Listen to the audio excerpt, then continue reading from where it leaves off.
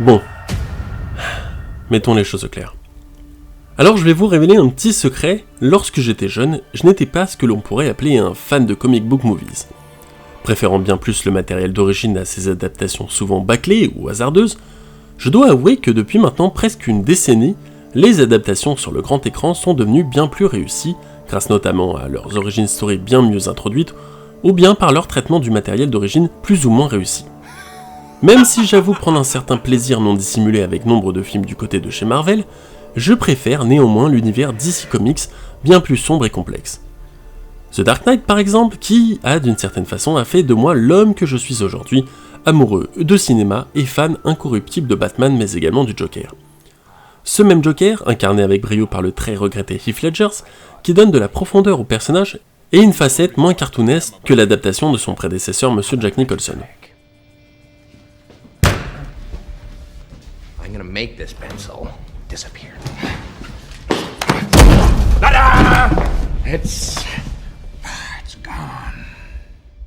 En vrai fan des films DC, j'ai défendu pendant quelques années le DC Extended Universe avec ses adaptations plus ou moins réussies comme Man of Steel ou Batman vs Superman, pour finalement rendre les armes progressivement après la sortie respective de Suicide Squad et Justice League en salle.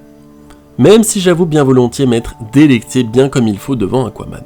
Le portage à l'écran de l'ennemi numéro 1 de Batman par Jared Leto a d'une certaine façon le mérite d'exister, et je salue la Warner d'avoir essayé de proposer une autre version du Joker, bien plus jeune, bien plus gangster, mais en définitive bien plus con. Ainsi, lorsque les rumeurs d'un film exclusivement centré sur les origines du Joker ont circulé, je n'étais clairement pas intéressé. Raisonnablement bien plus intéressé par les futurs films du côté de chez Marvel, j'ai nommé Avengers Infinity War et bien plus tard Avengers Endgame. Mais plus les mois avançaient, plus les premières images commençaient à circuler, plus j'étais intéressé par le projet. À la sortie de la première bande-annonce officielle, j'étais fixé. Je voulais voir ce film.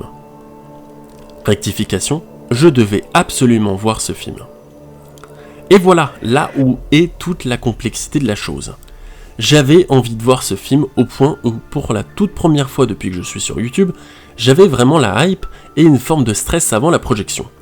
Le stress que le film ne soit peut-être pas aussi bon que je pouvais l'attendre, ou que la performance d'acteur de Joaquin Phoenix ne soit peut-être pas aussi percutante que celle de ses prédécesseurs.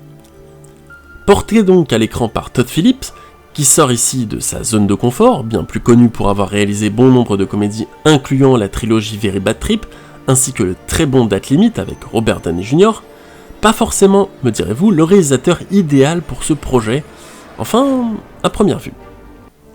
Au casting, on retrouve Joaquin Phoenix, immense star connu pour ses rôles dans Gladiator, Walk the Line, film retraçant la vie de Johnny Cash, ou même le très bon Her.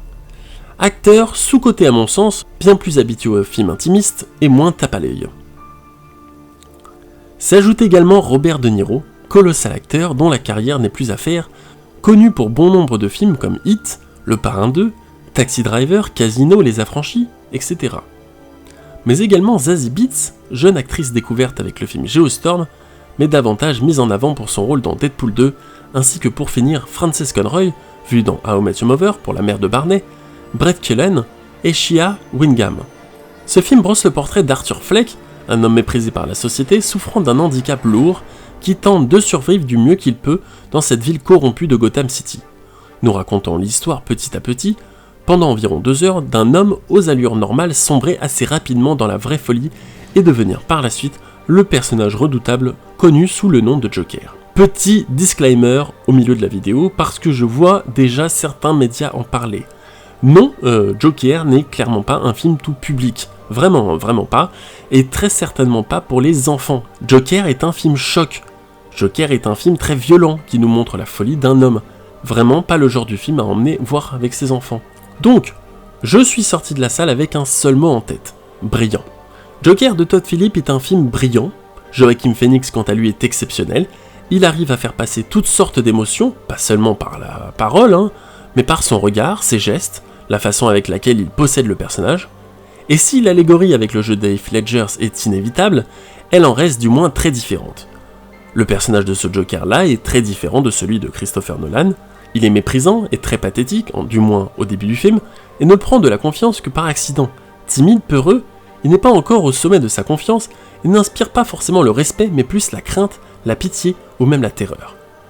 Le film parvient même à nous faire état d'empathie envers ce personnage torturé de l'intérieur, en plein besoin de reconnaissance et persécuté par son handicap audible.